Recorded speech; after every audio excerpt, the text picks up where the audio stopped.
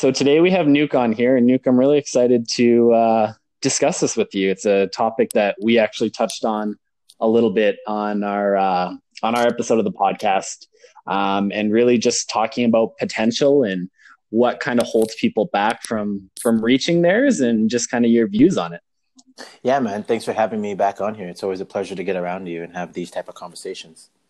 Of course, yeah, and just a little bit of background for everybody. So Nuke and I, we're accountability partners, and so we do a weekly call. And we got chatting one day and thought that we actually had something good to say every once in a while, and it would be really nice to do sort of shorter check-ins and just talk about random topics. And so that's where this idea came from.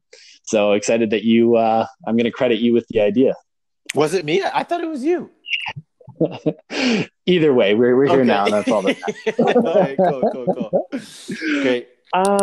So I guess the first thing is just in general. So when I say, talking about people unlocking and realizing their potential, what comes to mind when I say that? Just in general, does anything come to mind? Yeah, for sure. I think what comes to mind right away is, having someone that is ahead of you, whether that be like a mentor, a teammate, a friend, a brother, whatever it may be, someone who is ahead of you and can just kind of see your potential and is able to like harness those raw resources, you know what I mean? Those that raw talent, and bring it together so that individual can then be like, oh, wow, this is what it looks like to bring A plus B plus C to produce, X. Because up until that point, maybe, yes, there's elements of A and sprinkles of B and C shows up, but it's not until someone kind of from a bird's eye view perspective sees all of that and is like, hey, let's bring those all together and see what can happen. Right? Yeah. That's what comes to mind right away. So it sounds like almost finding that outside mentor that is kind of, for lack of a better phrase, like to level you up. Definitely. Right? To give you that outside perspective, and to see maybe see into your blind spots that you might not see yourself. For sure. And is that something that you've done and to unlock more of your potential? Yeah, I would definitely say, for me, whenever I've excelled in my life in whatever arena it be, physically, emotionally, spiritually, whatever it may be, there's always been, dare I say, a teacher, a teacher to take me to the next lesson, to bring me to the next level, to help me release something, unlock something, tap into something. You see what I'm saying? And I think if there is a willingness to, want to grow and mature and be better, what's that saying? When the student is ready, the teacher will appear, right? Yes. And case in point, sometimes that teacher is someone physical, sometimes that teacher is experience. And I think if there can be a teacher more so than an experience, sometimes we can mitigate having quote unquote painful experiences or experiences we didn't have to go through to learn the lesson. Hence the teacher. Yes. If that makes sense. Yeah. Like learning from other people's mistakes is what comes to mind. Exactly, right? Using their hindsight as foresight. For sure. And so I'm curious then too on your views of, I don't know how to phrase it, but of, let's say, less active mentors. So for example, looking up to somebody that has achieved what you want to achieve, but you maybe don't know them personally or don't have access to them. Yeah. Do you have experience, or what are your thoughts on like those almost like virtual mentors or teachers, and learning from them, but not directly from them? Does that make sense? Yeah, it does. And you know what? This is the beauty of having, let's say, a superhero, or a sports figure, or someone in music or someone who you just look up to that you don't necessarily know, right? Because the beauty Yeah. in that is you can look at all their great attributes and look to aspire to that, right? Yes. Look to Yeah. see all of their great virtues, take that, mold it, and make it your own, right? Now, Yeah. the flaw in such a perspective is that you don't get to see their humanity, right? Yes. And Yeah. sometimes that can be the best teacher, because within that you see, hey, they're not perfect, they don't have it all together, and they didn't just wake up like this. Yeah. Right? And Yeah. so it's a two-way street. So I definitely think there's merit in having this, dare we say, fictional character, or not having them physically be there day in and day out. For sure. Yeah. And I think like for me personally, and I know that everybody learns different Yeah. ways. And so a lot of people are, more likely to lean one way or the other. But that's why I do think it is important to have, a mix of both, Yes. right? To have those people as almost like those benchmarks that you can look up to and aspire to.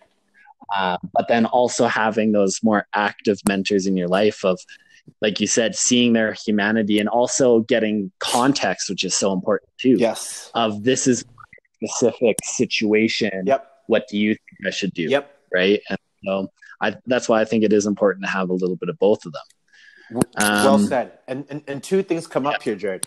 And you alluded to it. One of them being your learning style. I think once you're aware of your learning style, that's massive. Because then once again, then you're able to know, hey, how do I learn best? Right? Is For sure. that through listening? Is that through kinesthetic? Is that through visual? And you're absolutely right. We all learn and perceive different ways. And once you're able to figure out, hey, what best suits me, then I think you're able to then narrow in on the mentor that is physically there versus the mentor that, I don't necessarily have to have him or her in my life. I can just, look at their experiences, look at how they conduct themselves in the world, and that is more than enough fuel for me to execute in my, arena or endeavors, right? For sure. Yeah. And I think that self-awareness piece is so big. Yes. And something that people really need to focus in on more too. Because I feel like, especially with those mentors that aren't physically there with Yep. you, a lot of people try to, they look at them and they say, well, they did it this way, and so I have to do it exactly the same way. This is true. Instead of taking like, okay, well, they did it this way, and realizing, again, putting that context in for themselves of one, maybe those aren't my strengths, and so I can take the lessons from them but apply them to my own life and apply them in my own strengths. Or two, even the fact that a lot of times they've achieved most of their accomplishments in a different time. Exactly. Right. Yes. They did it 10 years ago and even sometimes 5 years ago. Yep. And in that time, things have changed immensely. And so, adding that context yourself too, of that worked and I can take the idea and the inspiration behind it, but I need to mold it so that it does fit me and where I'm at and when I'm at. Amen. I completely agree with that. That's wisdom right there. Yeah.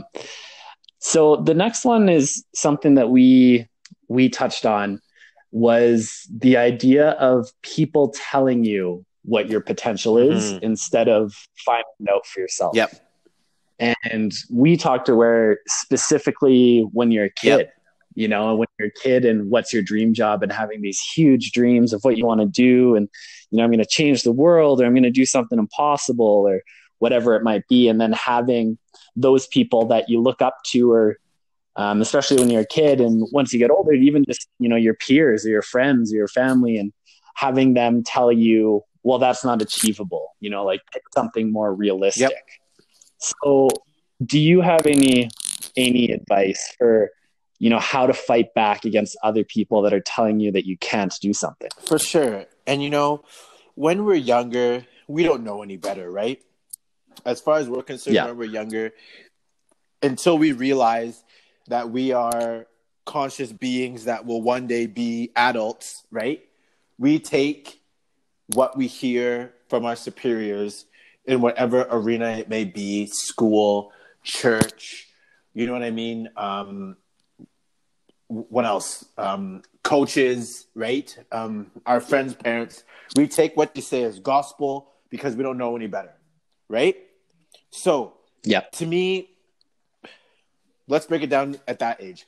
At that age, I like to think, looking back, I was consciously aware of coaches and people that were good, right? And that were like saying the truth to me. And then there were other times where I was like, Yes. man, like this doesn't rub me the right way. And I'm just gonna Yep.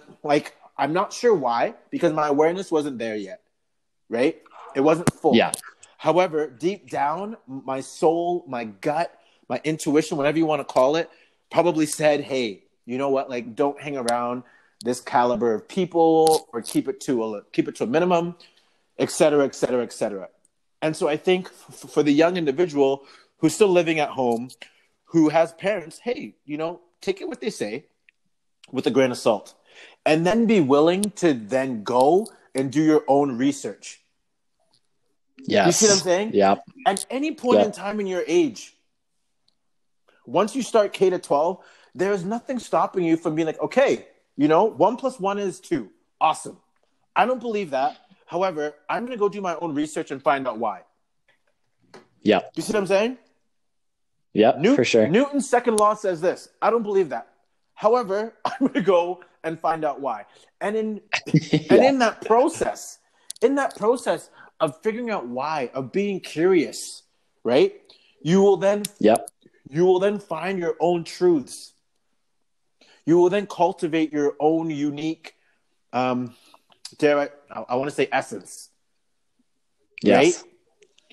Right? You want to add to that at all? For sure. Like for me, when you were talking, like the first one is their believability factor, of really taking it with a grain of salt of who is telling me this advice or this opinion, right? And what's in it for them, and what's in it for me, and do they actually know? Do they have the knowledge to know? To give me this advice. Yep. Right. That was one that came up for me. The other one that came up for me is nobody can truly know you 100% other than yourself. Yes. Right.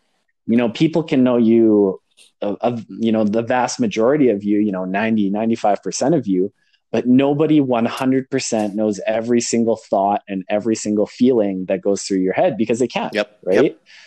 And so that's why I think it is so important to listen to yourself. Yes. And, know that you, at the end of the day, you can learn from other people, but nobody knows you 100% other than yourself. For sure. Right. And then I really liked the questioning aspect of it too. Yes. And I think it's more of a mindset. Yep. Right. Yep. Of, why is this true? Yes. And of course, like there are things that are true and not true, but a lot of the times, and I feel like a lot of what is quote unquote true, the reason, once you dig into it, the reason for it being right or true is because that's the way we've always done it. Yep. That's the way that I was taught how to do it. And this is the way that, the people before me were taught how to do it. And sometimes you find out that things have just been being done the same way for the past 50 years, even though there's no actual reason to it, or it made sense back then, but now it's a completely different world again, and things change, and the inability to change with new information and with time passing, new technology. So, dude, exactly. And I'm even thinking back to my childhood. And my dad is a neuroscientist, so research. So for him, it was always about questioning. Ask why. Yes. Da, da, da, da, da. So and and to this day he'll tell you, like he always told us, I may say something, go and question it, go validate it for yourself. Because in validating Yeah. it for yourself, then you'll find out whether or not, and you said it very well, Jared, whether or not this is a universal truth or it is just true because society says so. So therefore, that means it can be tweaked, evolved, and changed. You Yeah. see what I'm saying? Yeah. And For sure. therein lies when we move forward as a species, right? When we're able to then take something, change it, retweak it, evolve it. Yeah. Right? For sure. And just, I think a really important aspect to that as well, though, and something that a lot of people, like especially me as well, struggle with, and something that you have to keep in mind is to have the humility to admit when you're wrong. Right? When you do that research, and when the evidence shows you that it is something else and it's not what you thought, having the humility to say, okay, I was wrong. Totally. And that's fine too, right? Yes. Like nobody is expected to know everything. Exactly. Taking your heels in and being like, well, I want it to be this way, so I'm going to ignore this other evidence so that it supports me. And trying to walk that line between, questioning and being curious, but also being delusional. Yes. You know what I mean? And really that road, because it's such a fine line, and it's one that you can't see, right? And so I think that that's really important too. Yeah. Before we move on, the other side of that coin, right, of now being older and being mature, quote unquote, whatever that even means, right? At what age? I'm just going to say, for the sake of our listeners, you've graduated high school, maybe you've gone and done post-secondary, even if you haven't. Now, at this point in time, when you're standing on your own 2 feet, quote unquote, in North America, right? Let's just say North America. Okay. Now, to me, your association is huge. Your association and your input habits are major indicators into how you perceive the world, how you see the world, and how you see yourself, right? Now, what do you mean by that? Well, I just mean, like, if your association says that, for example, eating healthy is overrated, and you know what I mean, and doesn't do anything for you. Yeah. Well, guess what? There is your lens that you view the world through now, right? And so now I come to you and I'm like, hey, man, eating healthy is everything. It's why I look the way that I look. It's why I feel the way that I feel. You have a decision to make now. Do you see what I'm saying? Yeah. You have a decision to make. Yeah, for sure. And your association, and your input of what you continue to listen to is going to dictate the way your life is, right? And, And you know what? Yeah. When you were, let's just say 13, under mom and dad's roof, your association was picked for you. The input was, quote unquote, picked for you as well, right? Yeah. Yes, you had some sense of autonomy around both of those. However, it wasn't as much freedom as you do now as an 18-year-old, as a 20-year-old. Do you see what I'm saying? And now I will point a finger and look at you and say, hey, you are an ontological engineer. You can create your reality. You are in complete control. What are you choosing to do? Gotcha. Does that make sense? That makes a lot of sense. Yeah. So kind of when I think about it, and let me know if this is similar to what you're saying, is identifying the lenses that you see the world through. Yep. Identifying, and a lot of times they're put there by, your environment or your, habits or how you were raised, but just knowing that everybody has a lens of how they see things. Identifying those, and then once you're out on your own, picking which lenses you want and which ones you want to change and which ones you want to discard. Exactly, brother. I have a mentor, and he always says, you know what? If you're not sure, become a great fruit picker. You see what I'm saying? Okay. In the sense of like, look, Jared, if you know, for example, you like peaches, right? Mm-hmm. Go and find someone who's great at creating and producing peaches. You see what I'm saying? Okay. Get around them. Get around their mindset, their attitude, how they think about peaches, what they do when they're not thinking about peaches, who they connect with, what they're reading, what they're eating. Did you see what I'm saying? And then Gotcha. So find, go on. I was gonna say find those people that know more about the things that you like Exactly. Because and learn from them. exactly. Because then along the way you will figure out things and figure out the do's and the don'ts. And maybe guess what? Halfway through that, you're like, you know what? I don't even like peaches now. Now I like apples. Yeah. But you wouldn't have known that if you Yep. hadn't at least started somewhere. Right? Gotcha. That's Yeah, that makes a that's ton of always the thing sense. I'm telling people. Listen, just start somewhere. Start somewhere and just do it based on, hey, who in my life do I enjoy their energy, their perspective, how they think, how they interact with people, how they hold themselves, and then go start picking their brain. Hang around their association. And naturally, you will become that person. Gotcha. I love that. That's not me, man. That's from my really good friends. So I can't take credit for that. Yeah. So I guess switching that up a Yep. little bit, um, something that I've noticed the last little bit is that so a lot of people kind of our age, it's it seems like what they're Mm-hmm. told is not, basically to shoot for something that is a good paying Yep. job that will let them retire Yep. comfortably, and that's all that Yep. matters. It doesn't matter, if how much you enjoy the job necessarily. It doesn't matter if it fulfills you, if you're passionate Yep. it.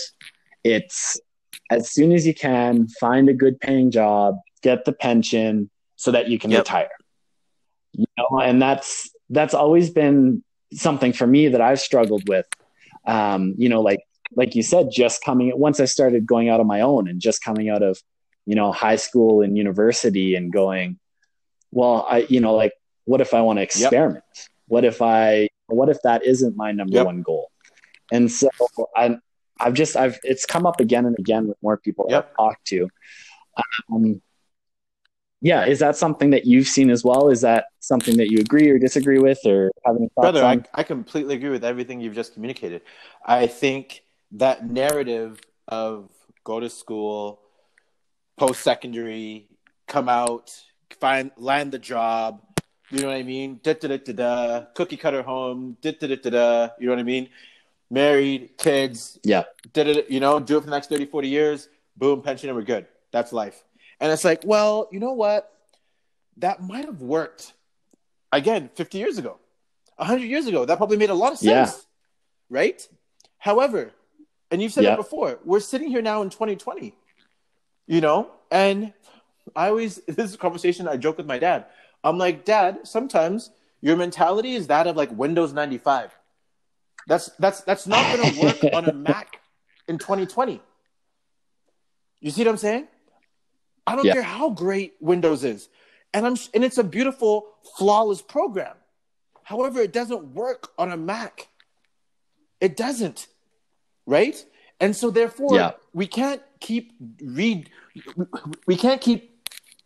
reusing these outdated thought processes and systems, right? To move us Yeah. forward as a species. Yeah. That makes no sense. For So sure. to come around to what you've And, said, I yeah. definitely think that there needs to be an update in thinking and mentality. Yep. Yeah. And I was just going to say too, I feel like a lot of that comes from our parents and their generation. And, that was the Yeah. dream for them. And that's what they Yep. strive. And, so they're not doing it as a way to, like suppress us or, anything like that. It's because they think that that's what's right. Because that's what was right for them. And that's what they were shooting for. But just like you're saying, and like we said earlier, it doesn't necessarily mean that's right for me, and it doesn't mean that it's right Totally. anymore. And hey, and Jay, look, here's something that another really good friend of mine has said. Listen, back then, how did you set yourself apart? You went to school, you went to university, because the vast majority of people weren't doing that. Key word, the vast majority of people weren't doing that. So therefore, where there's scarcity, there is success. Right? Now, Yes. guess what? 2020, you flooded the market. Everybody and their grandma has, let's just say, a bachelor's, right? Through pure logic, no emotion here. Demand and supply, you've saturated the market, right? So now guess what? There's no more scarcity. So now it's what? Now you have to go get a master's or a PhD. And even then, 50 years ago, a PhD was a big deal. Nothing, and please listen to my heart. Nothing against people that have PhDs and that have worked their asses off to do academic research and what have you. Thank you for all of the research that you do. Amen to you. And I love you and I appreciate you. However, if that is the verbiage we are telling the new school coming up, hey, this is how you set yourself apart. This is how you become successful. No.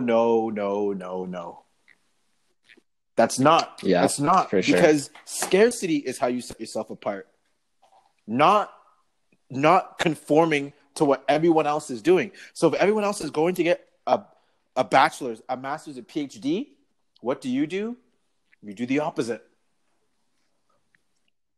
Yeah. And that for sure. And that's, I think. Go on. No, go on. Go ahead.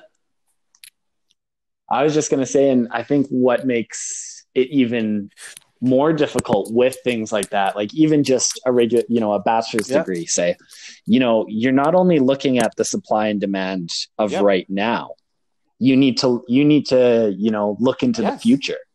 Like, okay, so it's going to be at least 4 years before I actually get my degree. Jared. All right. Now, if you're talking master's or PhD, like, okay, so now I'm looking at 6 or 8 or sometimes 10 years that I now need to look into the future to say, okay, does my hypothesis still work? Are all of those things still true, however long in the future? Exactly, dude. And we're not teaching kids this. This is the thing. And if we are, we're teaching it in close, not even close quarters. We're teaching it in finite places. For example, like most of us know that information technology is changing rapidly. That term, I do not remember for the life of me. I think it's called like the Turner effect or whatever, that like information technology changes every, like, I don't know. Is it, are you thinking, I can't remember the name of it either. I want to say it's like Moore's Law or something, but it's like processors become twice as fast and half the price. Exactly. Thank you. Right? Yeah. So most of us in the information technology world are aware of that. However, we're not applying that universal concept in our day-to-day lives. And case in point, Jared, you brought it up beautifully. Yes, sitting here in 2020, I'm going to go do my master's and da-da-da-da. However, let's just say in 6 years, is that going to be a thing that people need? Because for all you know, by the time you're done learning all that information, it's obsolete and we've moved on. And it's not even important anymore. For sure. And once again, 5 years ago, 50 years ago, 100 years ago, when information wasn't changing as quickly as it was, yes, of course it made sense to study for 5-10 years and come out and be, cream of the crop. Yeah. And literally be the forerunner in that industry. However, now things have changed, homie. And things are changing. As we're having this conversation, things are changing. For sure. So then how do you think about balancing the risk of, not trying to reach your potential, let's call it, or not doing what you think you're meant to do, against, reaching for that and then failing? Dude, there's so many little components in there that are beautiful. Right away, I think we as a education system do not teach our kids enough about you are more than one thing. Do you see what I'm saying, brother? Okay. What do you mean by Well, right that? off the bat, dude, when you're in grade 10, 11, it's like, hey, what are you going to do? Who are you going to become? Right? It's engineer, it's doctor, it's lawyer, it's cook, it's whatever, right? It's one thing, Yeah. right? So you fixate kids on being, I have to be this one thing, I have one shot, da da da da da. Do you see what I'm saying? As opposed to it being, hey, Gotcha. who do you want to become? What things do you want to accomplish? Yeah. Do you see what I'm saying, brother? That is a different Yeah. question. Instead of asking them what occupation do you want to have, Which is what kind of person do you want exactly, to Jared, be. which is like what? 5% of your life, let's just say, for example, right? Yeah. And how And often how it often it changes too. changes, Jared. If life is changing, Yeah. like we're saying, on a constant basis, like we need to be educating from a young age, because then guess what? That will give then young men and women a foundation of, hey, I can do and become whatever I want in whatever season of my life I choose to occupy. That to Yeah. me then would mitigate, this fear of failure, would mitigate this need to like just have one thing and that be it. And hey, listen, if along the way you realize, you know what, my one thing is peaches, sweet, at least you can own that, and you know that in your soul of souls, I am here to create peaches, to give peaches away. Does that make sense? For sure. No, that makes a ton of sense. Versus it being the latter Um, of being like, I don't know why I'm doing peaches. I was just told I need to find something and be good at it. And yeah, I've been doing it for 20 years. So yeah, I guess I've learned to enjoy it. But I don't even know if that's what I want. That to me is a scary place to yeah, be. for sure. And for me, when I thought about this question, on weighing the risk in between essentially trying and not Yep. trying, right? Of basically, if you succeed, amazing. Yep. Right? Like, why not take that chance in the first place, because that's what Yep. you want. But even if you fail or don't reach that, or your potential isn't as big as you were hoping, a lot of times it ends up getting you a lot farther, and your potential being a lot bigger than you initially thought it was. Preach. Or that you would have lived under the impression of if you had never tried. Yes. Right? And so even the act of going for it and pushing yourself and doing something that you truly believe in, or that pushes your potential, or that you only have an outside chance of achieving, ends up pushing you way farther than you ever would have if you didn't try. Amen. And so even though you have that quote unquote failure, you're still farther ahead.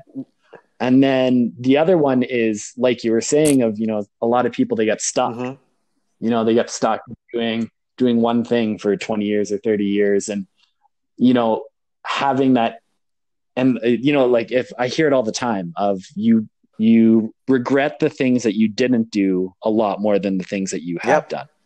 And so living with that regret that you didn't try, because the unknown is the worst part. Sure. At least if you try it, then it's like yes or no. I could or I couldn't. But not knowing, I feel like can drive people crazy. Beautiful. Well said, Jared. Well said. And something comes up as you're talking, and it's this idea of risk. If you look at our species, before we settled into our communities, that we didn't have to worry about food and shelter and protection and what have you, right? Yeah. When we were hunter-gatherers, it was all about risk. Think about that. It was all about risk. And that was almost kind of, it came with life, right? And risk is healthy. Yep. Risk is a beautiful thing. And in that, it then allows you to be like, hey, like, how do I say this? It allows you then to be consciously aware of the decisions you're making and or not making. You see what I'm saying?